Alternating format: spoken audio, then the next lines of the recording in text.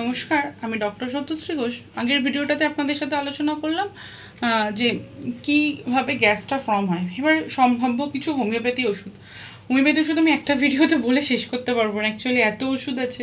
তো এই সংক্ষেপে কিছু ওষুধ আমি আপনাদের সাথে আলোচনা করছি।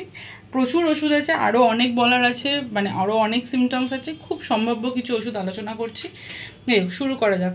আচ্ছা, যদি এরকম হয় এই গ্যাস অম্বলের সমস্যা, তার সাথে প্রচণ্ড ঢেকুর, মানে বছরের পর বছর ধরে তার একটাই সমস্যা, তার ঢেকুর উঠে যাচ্ছে।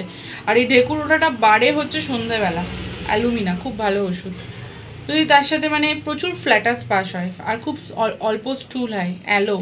আর তার সাথে যদি খুব বার্নিং সেন্সেশন থাকে, যাই সমস্যা হোক, আবার ঢেকুরের কথাতে আসি, মানে বেলচিং হবেই হবে, ঢেকুর আসবেই আসবে। আর্জেন্টাম নাইট্রিকাম খুব ভালো ওষুধ। আর কিছু খেলেন তারপরেই ঢেকুর উঠতে থাকে, এত পেট ভরে যায় যেন মনে হচ্ছে পেটটা ফেটে বেরিয়ে আসবে, মানে ঢেকুর ওঠাটাও তার কাছে খুব কষ্টকর। আর্জেন্টাম নাইট্রিকামে কিন্তু আরও কিছু সিমটমস আছে, তার সেগুলো ছাড়া কিন্তু একদমই দেওয়া ঠিক হবে না।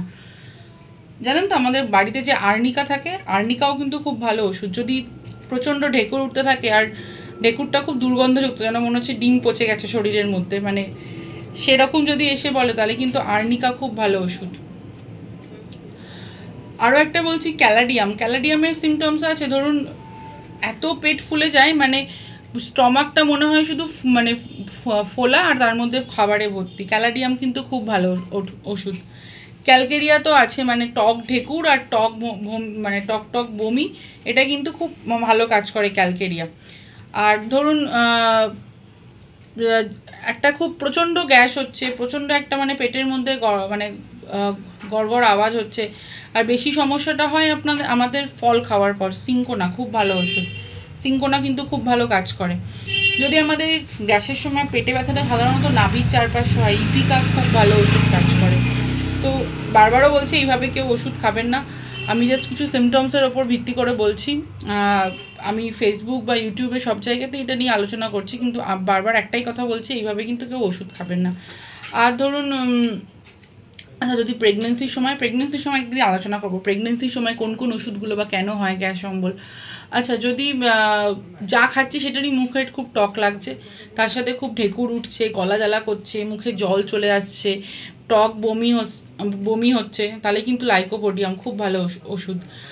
আর ধরুন আরেকটা ওষুধ আছে, ধরুন টক মুখে তিতো ভাব হয়ে আসছে, তার সাথে প্রচণ্ড নশিয়া, ভমিটিং হচ্ছে, মানে এটা তো আমরা সবাই খেয়ে থাকি, এটা আমাদের বাড়িতে সবারই থাকে। নাক্স ভূমিকা জানেন তো, কোনো উল্টোপাল্টা ওষুধ খাওয়ার পর, abuse of drugs, specially allopathic ওষুধ খুব উল্টোপাল্টা খেয়েছে, তারপর থেকে গ্যাস অম্বল যাচ্ছে না, সেক্ষেত্রে কিন্তু নাক্স ভূমিকা খুব ভালো কাজ করে।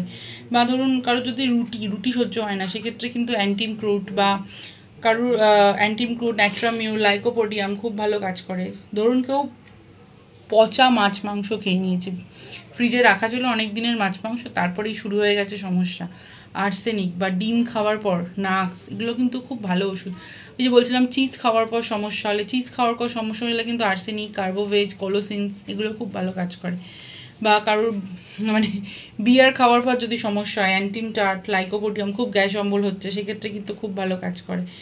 ফল খাওয়ার পর আগেই বললাম আর্সেনিক, চিঙ্কোনা, ইল্যাপস খুব ভালো, বা পালসেটিলাম খুব ভালো কাজ করে। মাংস খাওয়ার পর হলে কিন্তু গ্যাস অম্বল হলে কস্টিকাম, ইপিকা খুব ভালো কাজ করবে। যদি দুধ খাওয়ার পর হয়, প্রচুর ওষুধ আছে, এথিউসা, ক্যালকেরিয়া, মানে কোনিয়াম, মানে বলতে পারবো না। স্পেশালি কারো যদি মিষ্টি খাওয়ার পর খুব গ্যাস অম্বল হয়, অ্যান্টিমক্রুট। আমি এটা বলে শেষ করতে পারবো না, তাও আমি খুব সংক্ষেপে কিছু আলোচনা করছি। সে কেউ যদি খুব নোংরা জল খেয়েছে, মানে বুঝতে পারেনি জলটা অনেক দিনের পুরনো ছিল, তারপরেই প্রচণ্ড অ্যাসিডিটি হয়ে গেছে, জিঞ্জিবার খুব ভালো কাজ করে।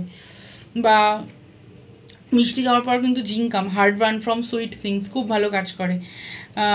ল্যাকটুকা ভিডিওসা বা ল্যাকেসিস, লাইকোপোডিয়াম, মানে ওষুধ বলে আমি শেষ করতে পারবো না, এতটাই ওষুধ আছে।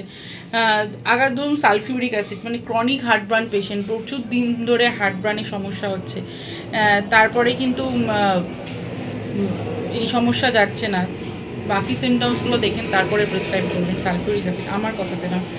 ধরুন যারা খুব চা খায়, প্রচণ্ড চা ভালোবাসে, তার সাথে তাদের গ্যাস অম্বলের সমস্যা, খাওয়ার পরেই প্রচণ্ড পেট ফুলে যায়, গ্যাস অম্বল হচ্ছে, আর তার সাথে প্রচণ্ড পেটে ব্যথা। ডায়াসকোরিয়া খুব ভালো ওষুধ। আর একটা তো বললাম মানে প্রেগনেন্সির সময় ম্যাক কার্বও খুব ভালো কাজ করে। আর যদি লাইকোপোডিয়াম বলেন বা ধরুন যদি একটা অনিয়ন স্মেল থাকে সেক্ষেত্রেও কিন্তু ম্যাক কার্ব খুব ভালো কাজ করবে। তো আজকে এই পর্যন্ত থাক। আরও ওষুধ নিয়ে, বাকি ওষুধগুলো নিয়ে, মানে খিদে চলে গেলে তার সাথে খিদে ভাব কী আছে সেগুলো নিয়ে আলোচনা করবো, বা আরও গ্যাস অম্বল নিয়ে আরও কিছু জিনিস আলোচনা করব। ভিডিওটা কেমন লাগলো অবশ্যই জানাবেন। সবাই ভালো থাকবেন, সুস্থ থাকবেন। আর আপনারা কোন বিষয় নিয়ে আলোচনা করতে চান আমাকে জানাবেন। এই গ্যাস অম্বল বিষয় নিয়ে বারবার আমাকে অনেক ইউটিউবে কমেন্ট করে জানাচ্ছেন, দিদি গ্যাস অম্বল নিয়ে আলোচনা করুন, আলোচনা করুন।